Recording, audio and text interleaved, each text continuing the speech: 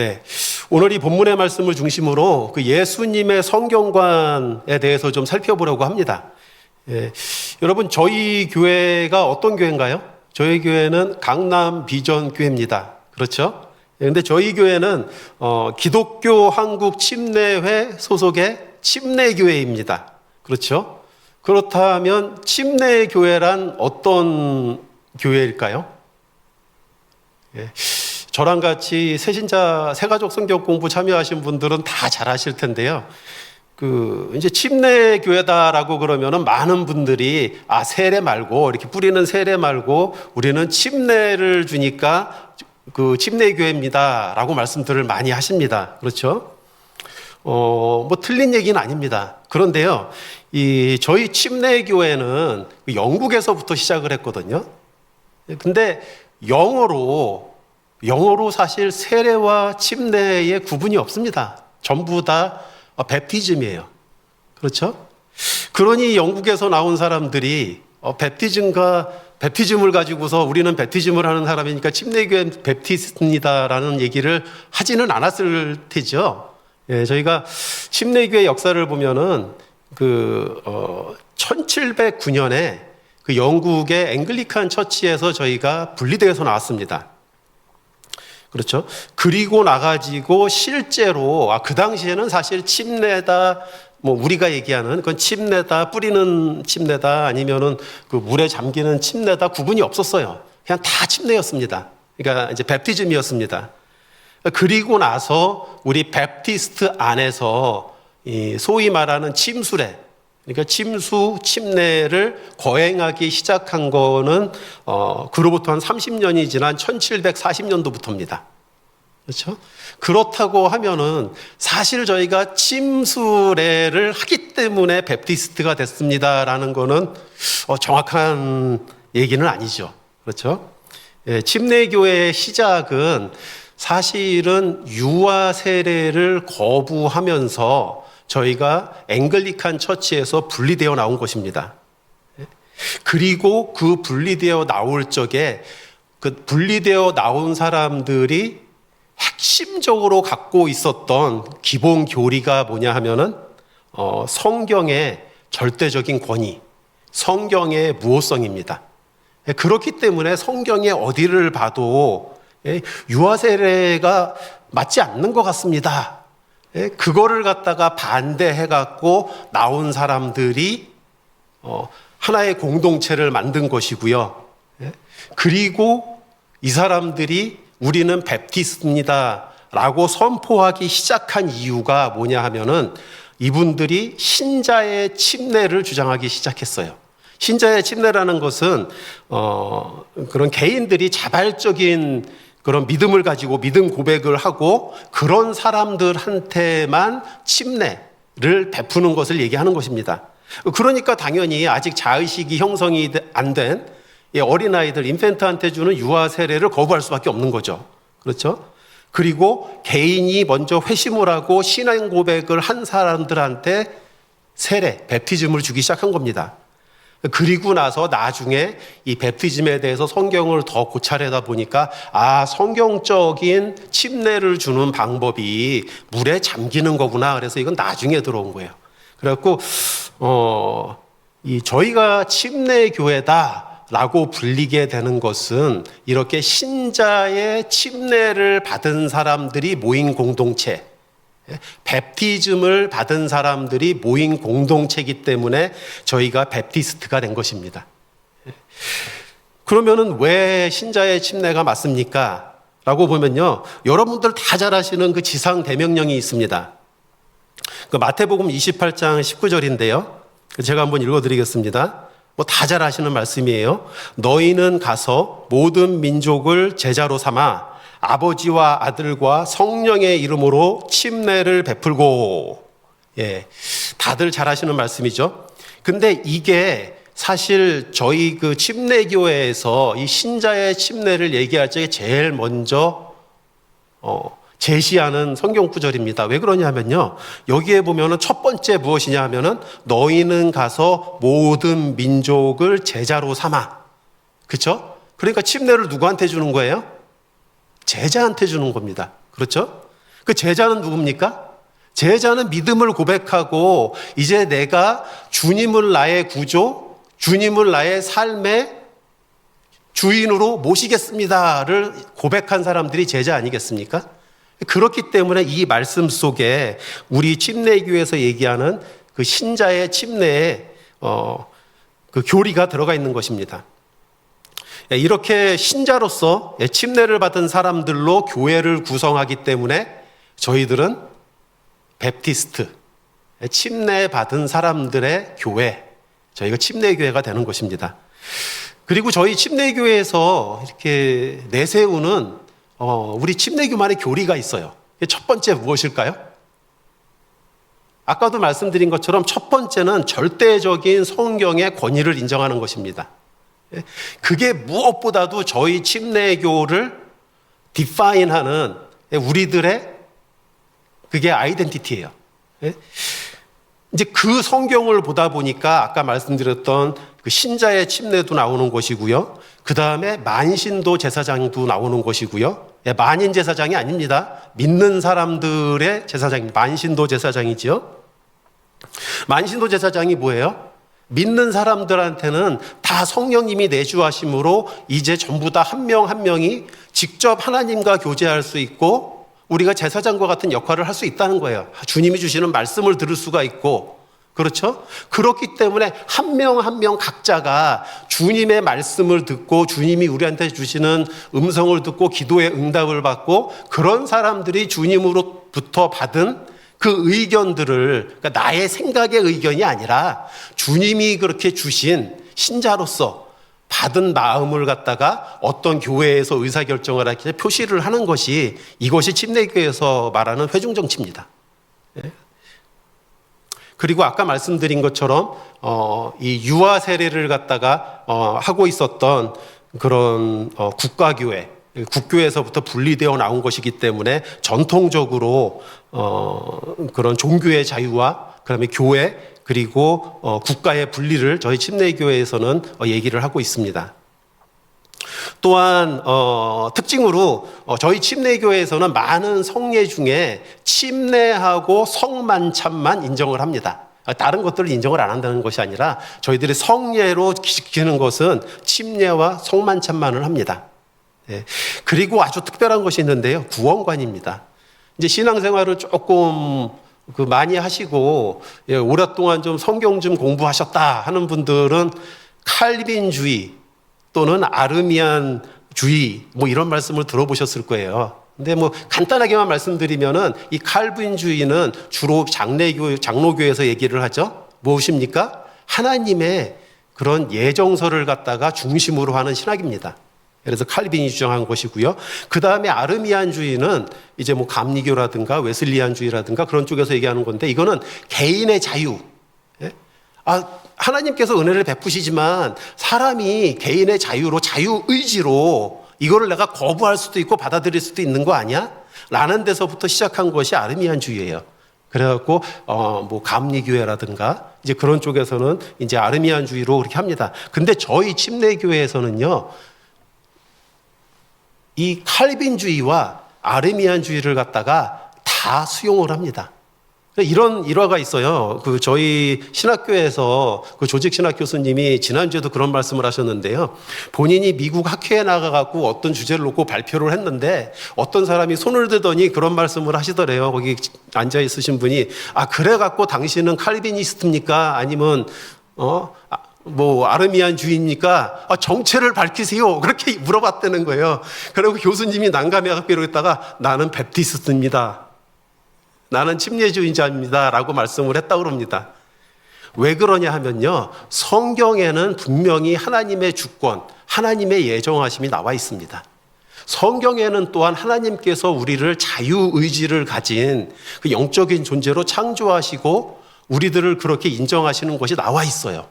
성경에서 두 개가 다 있다고 얘기하기 때문에 어떤 하나를 갖다가 하는 것이 아니라 굉장히 이 넓은 스펙트럼 안에서 이단의 한계를 넘어가지 않은 것이 아니라면은 저희 침례교회에서는 그 교리를 다 받아들이고 있습니다. 그게 왜 그렇습니까?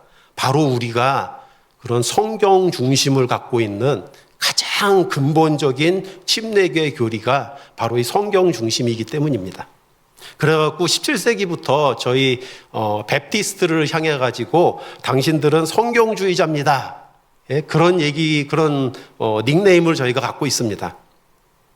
자, 그렇다면 이 성경의 권위가 어디서 오는 걸까요? 예? 먼저 성경이 무엇입니까? 성경이 뭘까요? 여기 이렇게 있는 요 책인가요? 성경은 이 하나님의 말씀이 글로 쓰여진 것이잖아요. 그렇죠? 그러면 말씀은 무엇입니까? 그 요한복음 1장 1절에서 한번 3절을 보시면은요, 제가 먼저 읽어 드릴게요. 태초에 말씀이 계시니라. 이 말씀이 하나님과 함께 계셨으니 이 말씀은 곧 하나님이시니라. 그가 태초에 하나님과 함께 계셨고 만물이 그로 말미암아 지은 바 되었으니 지은 것이 하나도 그가 없이 된 것이 없느니라. 여러분들 잘 아시는 로고스, 그렇죠? 이 요한복음에서 나오는 이 로고스, 이 말씀은 태초에 함께 계셨던 바로 하나님이시고요. 그리고 이 말씀이 성육신하여 오신 분이 바로 예수님이죠. 그래서 여기서 나오는 말씀은 그 예수님입니다. 그렇죠?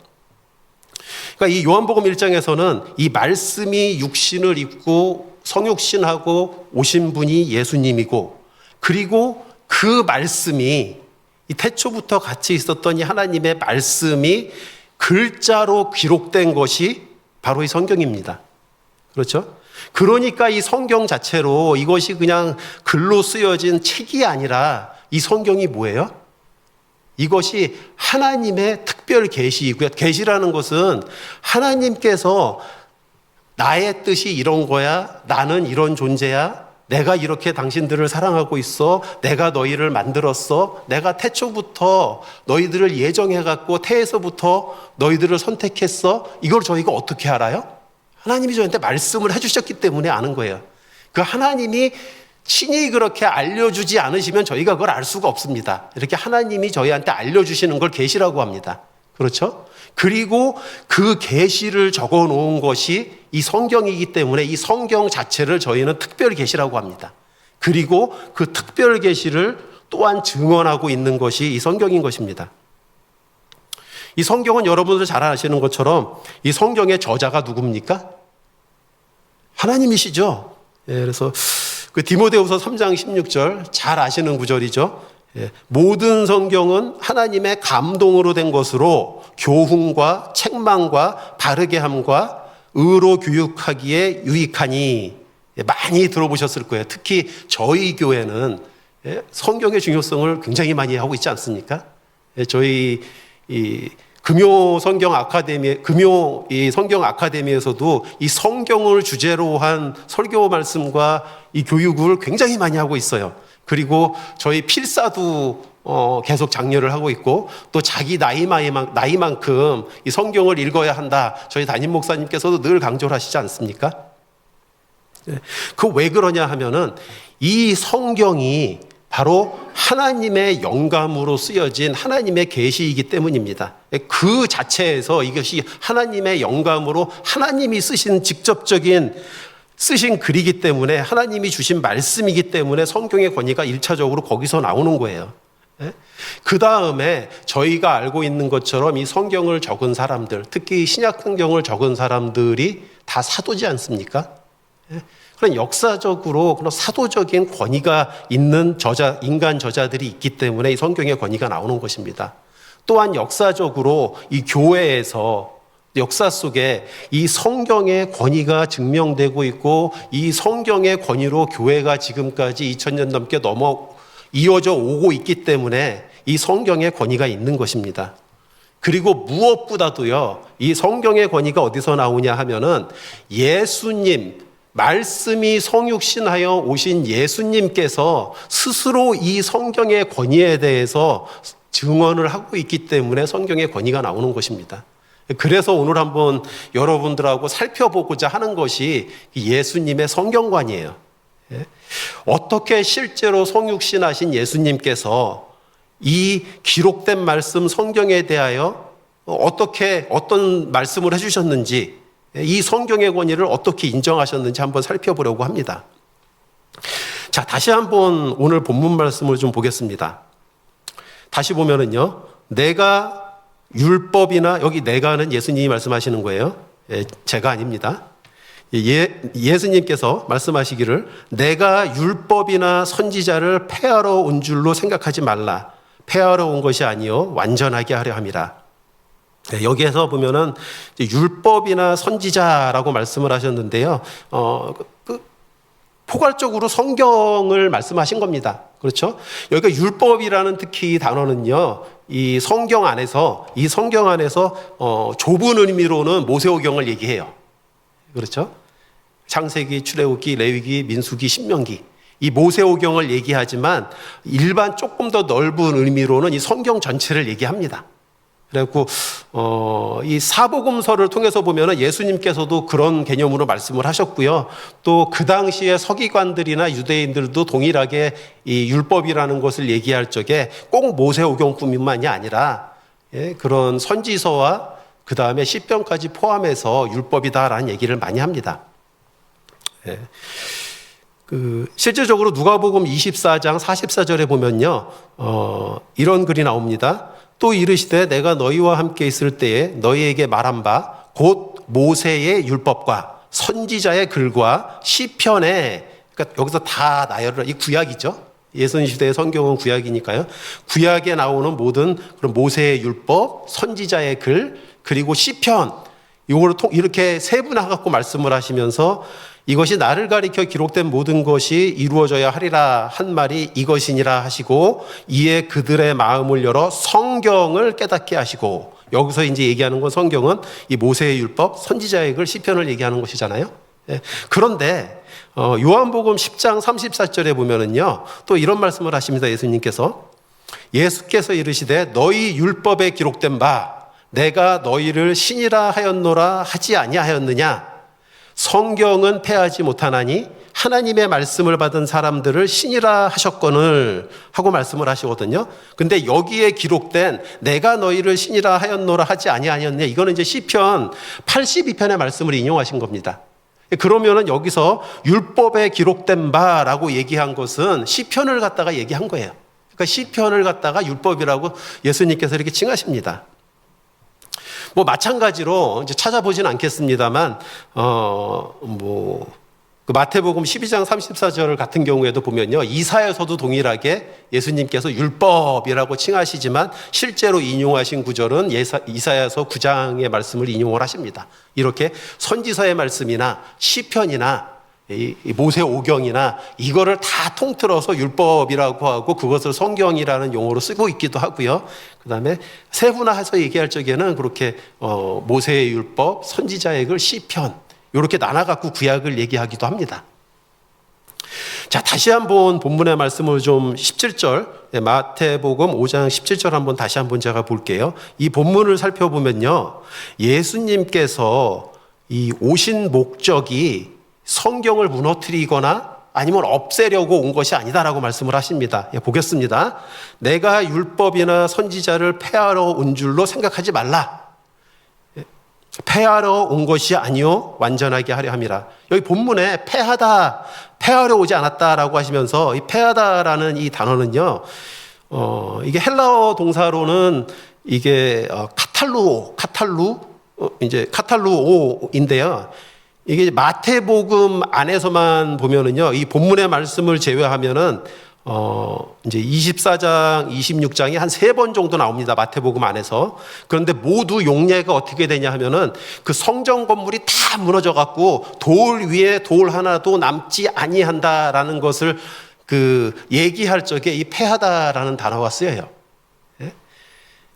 이제 그리고 거꾸로 폐하지 못한다라는 이 말은요, 의미적으로 이거는 성경이 취소될 수 없다, 또는 배제될 수 없다, 또는 거짓으로 증명될 수 없다라는 의미거든요. 이게 이제 당시에 이제 그 기록됐던 그런 문서들이나 특히 그 탈무드에 보면은요, 이 용례를 갖다가 아주 정확하게 설명을 합니다. 그래서 거기 보면 이제 뭐 어떤 그 계약 관계를 나타내면서 패하지 못한다라고 그러면은 이 내가 얘기한 것이 그 뭐라고 하죠? 이렇게 충돌하거나 어떤 오류가 있거나 그런 것이 아니라 오류가 없고 모순된 것이 하나도 없다라는 표현을 갖다가 요 단어를 써가지고, 요 카탈루오라는 단어를 써갖고 카탈루오 하지 않다라고 얘기할 적에 그 단어를 씁니다.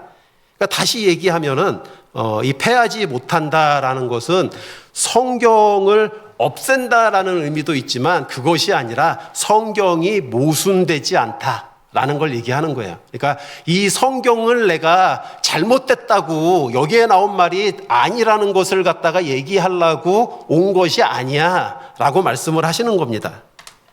그러시면서 18절에 이어서 이렇게 말씀을 하십니다. 진실로 너희에게 이르노니 천지가 없어지기 전에는 율법의 1.1획도 결코 없어지지 아니하고 다 이루리라. 여기서 이제 1.1획이라고 하는데요. 이게 이제 그 1점은 그 헬라어에 보면은 그 영어에서 이오타 같은 조그만 제일 작은 글씨예요. 그게 있거든요. 이제 그거를 얘기하는 거지만 이 당시에 이제 실제 예수님께서 헬라어로 말씀을 전하지는 않으셨을 거잖아요. 실제는 이제 그 히브리어 또는 그 아람어로 이렇게 말씀을 하신 걸 갖다가 헬라어로 저희가 성경을 기록한 건데, 실제로 요 부분들의 주석을 보면은요, 예수님께서는 이제 요드라고 헬라어에 보면은 요 제일 조그만 이렇게 약간 조그만 기역자 같은 글씨가 있습니다. 그러니까 그것과 그 다음에 뒤에 나오는 일획은요, 그 히브리어에 보면은요, 그 기역자, 이제 여러분들 보면은 이렇게 기역자죠. 요 기역자 모양으로 생겼는데 끝에가 이렇게 동그랗게 이렇게 기역자를 쓰면은요, 이게 영어 발음으로 R 발음이 나는 렛이라는 알파벳입니다.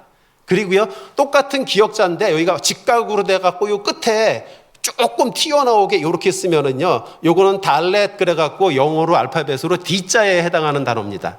그런데 여기서 1.1획이라고 할 적에는 요 조금 튀어나온 요 기역자의 요 튀어나온 요 부분, 그 부분을 얘기하는 거예요. 그러니까 그 아주 작은 성경의 부분까지도 패하지지 않을 것이다. 그것도 결코 없어지지 아니한다 라는 말씀은 성경에 기록된 한자 한자까지도, 그것까지도 무오하지 않고 그것까지도 하나님께서 다 의미를 가지고 기록하신 것이다 라는 그 완전한 그런 축자의 무오성까지도 예수님께서는 말씀을 하고 계시는 것입니다. 그래서 예수님은 실제로 이렇게 구약 성경의 모든 글자가 내포하는 그런 진실성을 믿고 계신 것입니다. 그렇죠. 오늘 봤던 이 마태복음 5장 18절의 말씀도 그렇고요. 그 다음에 비슷한 구절이지만 누가복음 16장 17절에도 율법의 한 획이 떨어짐보다 천지가 없어짐이 쉬우리라 라고 말씀을 하셨고, 요한복음 10장 35절에도 성경은 패하지 못한다. 다시 얘기하면 성경은 무오하다. 패하지 못한다라는 것은 아까 말씀드렸듯이 그 용례를 봐서는 이것이 성경은 오류가 없다라는 것을 말씀을 하신 겁니다. 그리고 오늘 말씀에 예수님께서 오신 목적이 뭐라고 그랬습니까? 예수님께서는 그 17절 뒤에 부분을 제가 다시 한번 읽어드리면요, 내가 율법이나 선지자를 폐하려 온 줄로 생각하지 말라. 폐하려 온 것이 아니요 완전하게 하려 함이라. 예수님께서는 이 구약을 완전하게 성취시키시기 위해 오셨다라고 말씀을 하십니다. 그렇죠? 근데 이 완전하게 한다라고 하는 이 단어는요, 헬라어로 플레우라는 단어인데요. 플레루라는 단어인데, 이거 뭐 채운다, 꽉 채운다, 뭐 충만하게 한다, 완성한다, 성취한다, 완전하게 한다, 이제 이런 용례가 갖고 있어요. 그래갖고 좀 풀어서 얘기하면은 예수님께서 오신 이유가, 그렇죠? 성경에 반대되는 성경이 잘못됐다라는 것을 한 것이 아니라 성경의 의미를 완전하게 성취시키려고 오셨다. 이 플레루 하시려고 오셨다라고 예수님께서 말씀을 하고 계신 것입니다. 그렇죠? 실제로 보면은요, 이 마태복음 같은 경우만 해도 많이 보셨을 거예요. 어떤 사건을 얘기하면서 이렇게 된 것은 성경을 응하려 함이다. 그런 표현들이 굉장히 많이 나옵니다. 그렇죠? 뭐 성경을 다 일일이 찾아보지 않겠습니다. 하지만 마태복음 1장 22절에 보면은 마리아한테 예수님이 태어나실 것과 그걸 갖다 천사가 고지를 해주면서 거기도 보면은 성경을 선지자로 하신 말씀을 이루려 합니다라고 얘기하고요. 그 다음에 뭐 애굽으로 피난 갔을 때 그때도 마찬가지로 성경을 하나님께서 이루려 하신다라고 했고, 헤롯이 어린아이들을 죽였을 때도 나오는 거, 그다음에 지금 마태복음에 나오는 얘기들만 계속 하는 겁니다. 그다음에 나사렛으로 다시 돌아오셨을 때, 그리고 예수님께서 침례 받으실 때, 또 가버나움으로 가셨을 때, 그리고 5장에서 오늘 나오는 본문의 말씀 속에서도 그렇고요. 그 다음에 병자를 고치셨을 적에, 또 이적을 행하셨을 적에, 그 다음에 비유로 말씀을 하셔갖고 모든 사람들이 알아듣지 못하게 하신 것도 성경의 이사야서에서 주신 말씀을 응하게 하려 합니다 라는 식으로 해갖고 하나님께서 우리에게 약속해 주신, 성경에 약속해 주신 말씀들을 다 예수님이 몸소 행하시면서 그 일들을 다 성취하시고 완성하시려고 오신 겁니다. 그렇죠? 그리고 이제 부활 후에 갈릴리 바다에서 이제 제자들과 만나가지고 이제 제자들이 만들어주는 생선을 갖다 직접 잡수십니다. 그러면서 이 못자국도 보여주시고, 그 이제 누가복음 24장 44절부터 45절에 나오는 말씀인데요. 여기 보면은 또 이르시되 내가 너희와 함께 있을 때에 너희에게 말한 바 곧 모세의 율법과 선지자의 글과 시편에 나를 가리켜 기록된 모든 것이 이루어져야 하리라 한 말이 이것이라 하시고, 이에 그들의 마음을 열어 성경을 깨닫게 하시고. 그렇죠? 이제 아까도 읽어드렸던 성경 말씀인데 여기도 보면은 이 모세의 율법, 선지자의 글, 시편, 그러니까 구약에 이 기록되어 있는 모든 것이 예수님을 가리켜 기록된 것이고 이것이 다 이루어야 된다라는 것을 풀어갖고 제자들한테 성경을 깨닫게 해주셨다고 그랬습니다. 이게 근본적으로 예수님께서 성육신하여 오신 첫 번째 목적입니다. 그렇죠? 그런데 이 성경을 완성한다는 것은 단지 이 구약에 예견되어 있는 이 예언을 예수님께서 성취하신다라는 의미가 있는 것이 아니에요. 이 구약 성경 자체를 온전하게 하신다라는 의미가 또 있습니다. 그게 무슨 얘기냐면요. 요즘 신학교에 이렇게 가보면요. 저희 교회에서도 예전에 그 자유주의 신학의 위험성 그래갖고 그런 얘기들을 많이 하면서 이 성경의 무호성을 갖다 믿지 않습니다. 막 그런 얘기를 많이 했을 겁니다. 이 소위 자유주의 신학자들이 역사 비평이라는 걸 하면서요. 이 성경 속에 나오는 사건들을 실제 했던 역사적 사건으로 인정을 안 합니다. 안 하려고 합니다. 그리고 이것은 어떤 신화적인 거라든가 단지 이 성경에 있는 윤리적인 가르침만 그것이 실제 의미가 있는 거고 이거는 옛날 사람들이 역사를 갖다가 신화적으로 기록한 거야 라고 얘기를 합니다. 그런데 예수님께서는 실제 예수님께서 성경에서 이제 하신 말씀들을 찾아보면요. 이 구약 성경의 교리나 윤리뿐만이 아니라 이 구약서에 나오는 모든 사건들을 진실로 인정을 하셨습니다. 이것도 너무 많기 때문에 제가 다 찾아보지 않고요. 간단하게만 몇 군데만 제가 말씀드리면은, 예를 들어가지고 하나님이 남자와 여자를 창조하시고 남자가 그 부모를 떠나 여자와 합하여 결혼하도록 해라 라고 하신 성경을 인용을 하셨어요. 이게 무엇입니까? 하나님이 천지에 창조하시고 남자와 여자를 창조하신 것을 그 역사성을 그대로 예수님께서 인정을 하신 겁니다. 이 아벨이 살해당한 사건을 갖다가 직접 언급을 하시면서 말씀을 하셨어요. 노아의 홍수를 말씀을 하셨습니다. 그다음에 아브라함, 이삭, 야곱의 그 가계도를 말씀을 하셨어요.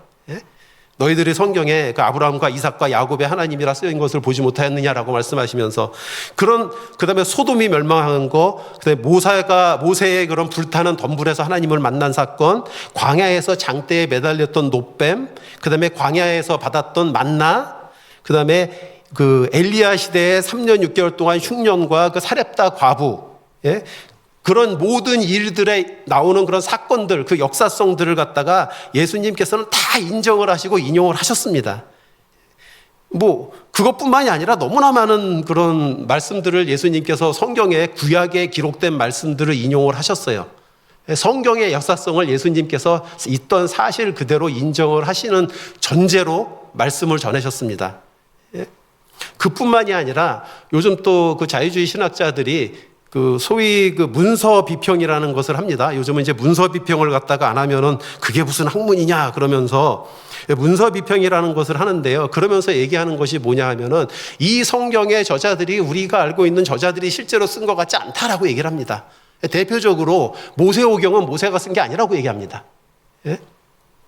시편의 글들도 다윗이 썼다고 그러는데 실제로 다윗이 쓴 게 아니라고 얘기를 합니다. 근데 예수님께서는요, 실제 이 성경의 말씀 속에서 이 성경의 저자들을 다 실제 저자로 인정하신 용례가 굉장히 많이 있습니다. 예를 들어 모세 같은 경우는요, 제가 한번 찾아서 읽어드리면은 요한복음 5장 46절의 말씀인데요. 모세를 믿었더라면 또 나를 믿었으리니 이는 그가 내게 대하여 기록하였음이라. 그러나 그의 글도 믿지 아니하거든 어찌 내 말을 믿겠느냐. 예수님께서 하신 말씀입니다. 여기서 뭐라고 그랬냐면은 모세를 이 율법을 기록한 그 저자로 말씀을 하신 거예요. 모세의 저작성을 갖다 그대로 말씀하신 것입니다. 뿐만 아니라 제가 성경을 찾아드리지 않겠습니다만 이 선지사의 제자들, 그 저자들, 이사야라든가 다니엘, 다윗, 그 다음에 심지어 요나 이런 것들을 갖다가 말씀을 하시면서 성경의 제자를 예수님께서는 그대로 인정을 다 하셨습니다. 그리고 나아가 이 구약의 말씀을 갖다 이렇게 온전케 하신다. 라는 우리가 봤던 이 본문의 말씀의 의미에는 저는 그렇게 생각을 합니다. 단지 예수님께서 성경에 예언됐던 예수님을 향한 그런 예언을 성취하시고 구원 사역을 이루시는 것뿐만이 아니라 이 성경의 무호성, 패하지 못하리라 한 무호성과 그 다음에 이 글자 하나하나까지도 하나님의 영감으로 기록됐다는 그것과 그리고 실제적인 역사성과 그리고 이 저자들까지도 예수님의 성경관에는 그대로 그것이 녹아져 있습니다. 그렇게 예수님께서 증언을 하고 계세요. 그렇지 않습니까? 나아가서 이 성경을 완전하게 한다라는 의미에는요, 이게 예수님이시기 때문에 완전하게 하실 수 있는 건데요. 왜 그러냐 하면 예수님이 누구세요? 아까 말씀드린 하나님이시고 말씀이 육신이 되어 오신 분이잖아요. 그리고 그 말씀을 온전하게 하실 수 있는 분은 말씀이신 예수님이 하실 수밖에 없어요. 그게 무슨 얘기입니까? 본인은 성경 속에서 유일하게 구약의 권위와 본인의 말씀의 권위를 동등하게 얘기를 하십니다. 저희들이 잘 알고 있는 것처럼 그 산상수훈 말씀에요. 마태복음 5장에 보면은요, 여러 가지 말씀들이 나오죠. 그 중에 5장 21장 22절만 제가 먼저 좀 말씀드리면은 옛사람에게 말한 바 살인하지 말라. 누구든지 살인하면 심판을 받게 되리라 하였다는 것을 너희가 들었으나 나는 너희에게 이르노니 형제에게 노하는 자마다 심판을 받게 되고 형제에 대하여 나가라 하는 자는 공회에 잡혀가게 되고 미련한 놈이라 하는 자는 지옥불에 들어가게 되리라 라고 말씀을 하셨어요. 자, 예수님께서 요 말씀을 하시기 전에 이게 5장 22절, 21절, 22절입니다. 저희 본문의 말씀이 5장 17절하고 18절이에요. 그 앞에서 대전제로 뭐라고 말씀하셨어요? 나는 성경이 틀렸다고 얘기한 게 아니야. 성경에 모순된 것을 얘기하는 게 아니야. 나는 성경을 완성시키려고 온 거야. 라고 선포를 하시면서 이 말씀을 하신 거예요. 그게 무슨 말씀입니까? 구약에서 살인하지 말라. 라는 것의 완성은 너희가 미워하는 마음을 갖고 있는 것이 곧 살인하는 거야 라는 것을 완성시켜주는 메시지를 갖다가 주신 거예요. 성경의 뜻이 이거야 라는 것으로 더 크게 하는 겁니다. 이거 신학적으로 점진적 계시라고 얘기를 합니다. 근데 오로지 이게 예수님이시기 때문에 이런 해석과 이런 계시와 이런 권위의 동등함을 하실 수가 있는 거예요. 그렇죠? 계속해서 나옵니다. 여러분들 잘 아시는 것처럼 간음하지 말라, 맹세하지 말라, 약한 자를 대적하지 말라, 원수를 사랑해라.